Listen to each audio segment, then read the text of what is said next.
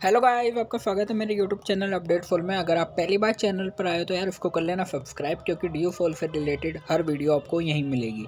तो आज बात कर रहे हैं डी यू फॉल के फर्स्ट सेमेस्टर वाले बच्चों के लिए, जिनका सब्जेक्ट है एक इन्वायरमेंटल साइंस, जो कि BCom programme, BCom honours, BA programme, BA honours सबके लिए एक सब्जेक्ट सेम रखा गया है, जिसका नाम है environmental studies theory into practice. ठीक है ना, ये आपका सब्जेक्ट है।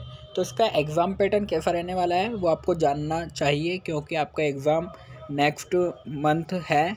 तो आपको पता होना चाहिए कि आपका एग्ज़ाम किस तरीके से होगा, क्वेश्चन किस तरीके के आने वाले हैं। तो सामने एक क्वेश्चन पेपर है, जो अभी कुछ प्रीवियस क्वेश्चन पेपर है ये, तो किस तरीके से पेपर आया था वो आपको पता होना चाहिए। सबसे पहले आपको पता होना चाहिए कि आपका पेपर कितने मार्क्स का आने वाला है। तो बहुत सारे यूट्यूबर्स ने आपको बता दिया होगा कि कितने नंबर का आपका पेपर होने वाला है। तो मैं आपको बता दूं, आपका 75 नंबर के लिए क्वेश्चन पेपर होगा। आपको सबसे पहले जब क्वेश्चन पेपर मिले तो सबसे पहले अपना रोल नंबर डाल लिए, क्योंकि जो एग्ज़ामिनर होते हैं बहुत स्ट्रिक्टली कहते हैं कि अपना रोल नंबर डालो, क्योंकि बहुत सारे बच्चे एक्सचेंज कर लेते हैं आंसर लिख के। तो वो चीज़ आपको नहीं करनी है, आपको रोल नंबर डालना है। क्वेश्चन पेपर पे कोई भी चीज़ नहीं लिखनी है, बस रोल नंबर लिखना है और कुछ नहीं।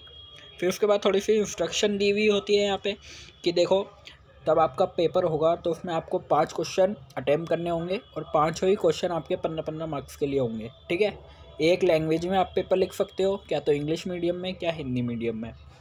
ठीक है, ये आपके इंस्ट्रक्शंस हो गए। फिर उसके बाद हिंदी मीडियम में भी लिखे इंस्ट्रक्शन, वो आप पढ़ लेना। फिर सेकंड देखते हैं। फिर सेकंड में कहता है, अब यहाँ पे देखो फर्स्ट क्वेश्चन ही आपका आ गया। आपको सबसे पहले ट्रू फॉल्स यहाँ पे दे रखे हैं। 5 नंबर के लिए क्वेश्चन है और ए पार्ट है, यानी कि हर क्वेश्चन में आपको 2 पार्ट होंगे, ए और बी, तो आपको करने होंगे। ठीक है, ये इंग्लिश मीडियम वालों के लिए है। फिर उसके बाद ये हिंदी मीडियम वालों के लिए है कि नदी के बाढ़ के मैदान आर्द्र भूमि पारिस्थितिक तंत्र का एक उदाहरण है। अब आपको बताना है कि सही है क्या गलत। अगर आपने पढ़ा होगा तो आप ज़रूर आंसर दे पाएंगे, और कमेंट बॉक्स में ज़रूर लिखना इसका ट्रू है क्या फॉल्स है।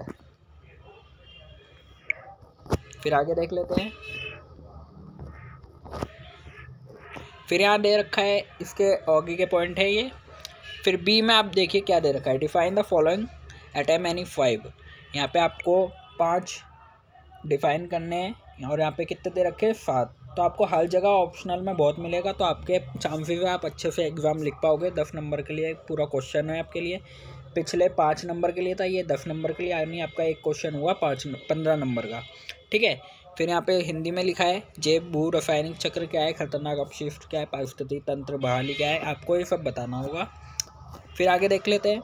फिर इसके ये स्थानिक प्रजातियाँ क्या है, आपको कार्बन पदचिह्न क्या है, मृदा अपरदन क्या है, ये सब आपको बताना है। फिर आपका सेकंड क्वेश्चन आ जाएगा, difference between the following atom any 3।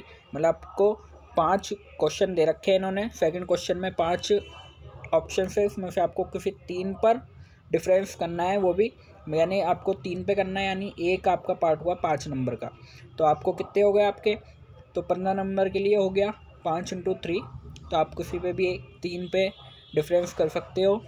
Hindi medium में भी लिखा है कि नर्मदा बचाओ आंदोलन और मौन घाटी आंदोलन क्या है, अब इसके बारे में आपको डिफरेंस करना है। शंकुधारी वन और टुंड्रा पारिस्थितिक तंत्र क्या होते हैं वो बताना है आपको।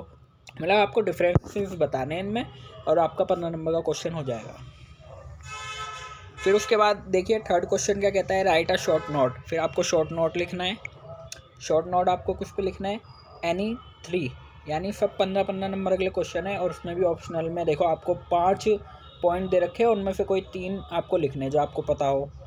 हिंदी मीडियम में भी दे रखा है, एकल उपयोग प्लास्टिक और पर्यावरण पर इसका प्रभाव, शहरी क्षेत्रों में भूजल संकट, इन सब पे आपको लिखना है एक शॉर्ट नोट। यानी आपका 5 नंबर का एक पॉइंट है, तो यानी आपको 1.5 पेज तो लिखना ही होगा।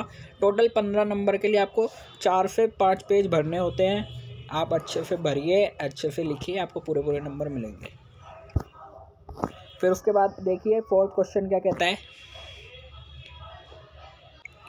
फिर यहाँ पे दे रखा है फोर्थ क्वेश्चन। फोर्थ क्वेश्चन में आपको 2 हैं, ए और बी, जो आपके लिए 8 नंबर के लिए है और आपके 7 नंबर के लिए है। तो आपको एक्सप्लेन करना है कि मतलब कि अम्लीय वर्षा के घटने की व्याख्या करें, अम्लीय वर्षा के विभिन्न प्रभावों की विवेचना करें। फिर सेकंड है आपका शीत धूम कोहरे और ग्रीष्म धूम कोहरे के बीच अंतर करें और उसको बताना है आपको प्रभाव क्या पड़ता है। फिर क्वेश्चन 5 देखिए, सतत विकास मतलब 5 नंबर के लिए है, दूसरा 10 नंबर के लिए है। तो इस तरीके से आपके क्वेश्चन रहने वाले हैं, लॉन्ग क्वेश्चन बहुत आएंगे। आपका 6 क्वेश्चन में भी ए भी है, इसमें 8 नंबर का ए है और 7 नंबर का बी है, आपको दोनों ही करने हैं। खास श्रृंखला क्या है, उपयोग उदाहरण का उपयोग करते हुए वन, मतलब आपका टोटली सारे लॉन्ग क्वेश्चन आएंगे, लॉन्ग आंसर लिखने होंगे आपको। 7 क्वेश्चन देख लीजिए, वो भी 8 नंबर का है और 7 नंबर का है। क्या हिमालय की नदियों से जल विद्युत ऊर्जा का उपयोग एक स्थायी नवीकरणीय ऊर्जा का विकल्प है? भारत के राष्ट्रीय सौर मिशन और जलवायु परिवर्तन शमन लक्ष्यों और सतत विकास लक्ष्यों को प्राप्त करने के इसकी भूमिका पर संक्षिप्त टिप्पणी करें। 8वां क्वेश्चन आपका मरुस्थलीय और इसके कारणों पर चर्चा करें। व्याख्या कीजिए कि मरुस्थलीयकरण अर्धशुष्क क्षेत्रों में रहने वाले समुदायों में बढ़ती आर्थिक और सामाजिक असुरक्षा से कैसे जुड़ा है। तो आपको यही सब चीज़ें बतानी है। 8 क्वेश्चन टोटल 8 हैं, बट लेकिन आपको करने से 5 है। तो आपको आई होप आपको पता चल गया होगा किस तरीके से आपको क्वेश्चन एग्जाम में पूछे जाएंगे। अगर वीडियो अच्छी लगे तो लाइक करना, शेयर करना, कमेंट करना, छोटी छोटी अपडेट के लिए सब्सक्राइब करना, अपडेट फॉलो।